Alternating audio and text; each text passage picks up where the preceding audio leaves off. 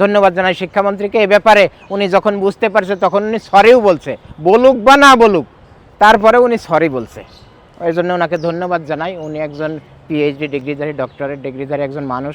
উনি 2001 সালে যে শিক্ষা প্রতিমন্ত্রী ছিল, ওনার যে সফলতা, এই সফলতা 25 বছর ধরে মানুষ, এদেশের মানুষ শ্রদ্ধার সাথে স্মরণ করে। তা আমি মনে করি ওই ব্যক্তি এখন ফুল মন্ত্রী, তখন তো প্রতিমন্ত্রী ছিলেন, এখন উনি ভালো কিছু করবে এটাই আশা করি। তারপরে ভুল ত্রুটি সেটা থাকতে পারে।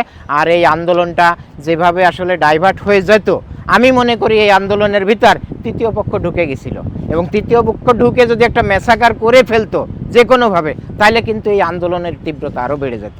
আমাদের সময় তো, আমার বয়স ওই 50 বছর, আমিও তো লেখাপড়া করছি, ওই 2-3 কিলোমিটার হেঁটে যেও হাই স্কুলে যেয়ে ক্লাস করেছি, সেটা যেমন ঠিক আছে।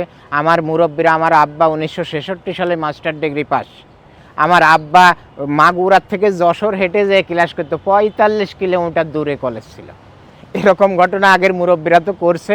আর বর্তমান আমরা তো আসলে এত শৌখিন হয়ে গেছি, ওই বাসার থেকে একটা দোকানে মনে করেন সিগারেট কিনতে যাবে, তাও মোটর সাইকেল নিয়ে যায়।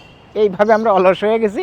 তারপরেও কোমলমতি শিক্ষার্থী, তাদেরকে আসলে ওই, তারা যদি মনে করে আমাদেরকে ব্যঙ্গ করে কিছু বলতেছে, বিদ্রূপ আকারে কিছু বলতেছে, সেটা বলা যাবে না। তা আসলে বিভিন্ন পক্ষ যেভাবে আসলে একটা আন্দোলন শেষ হয়ে আসছে, কি একটা অবস্থা, ভঙ্গুর অবস্থায় সরকার আসছে, তাদের ভুল ত্রুটি আমরা গঠনমূলক আলোচনার মাধ্যমে ধরিয়ে দেব।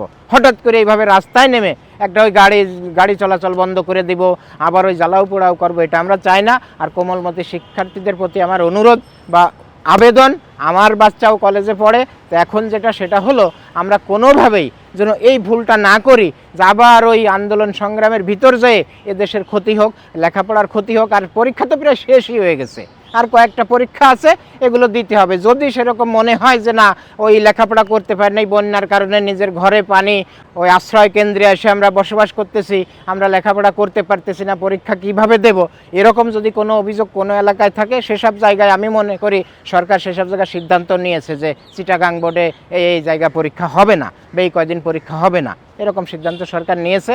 আমি মনে করি যে এই আন্দোলন সংগ্রাম করে এখানে এই যে একটা বিভিন্ন পক্ষ বিভিন্নভাবে অর্থায়ন করে বিভিন্ন পক্ষকে মাঠে নামিয়ে দেশে অস্থিতিশীলতা সৃষ্টি করতে চাচ্ছে এবং দেশের এই অখণ্ডতা, দেশের অস্তিত্ব নিয়ে টানাটানি করতেছে, সেই পক্ষকে সুযোগ দিয়ে যেন কোনোভাবে দেশের ক্ষতি আর না করা হয়, সরকারকে অস্থিতিশীল করা না হয়, এটা সবসময় খেয়াল রাখতে হবে। যেমন অভিভাবকদের খেয়াল রাখতে হবে, কোমলমতি শিক্ষার্থীদের সেটা ভাবতে হবে যে ছাত্র আন্দোলন আমরা একটা করে আসছি, দেখে আসছি যে কী ভয়াবহতা, কী ভয়াবহ পরিস্থিতি।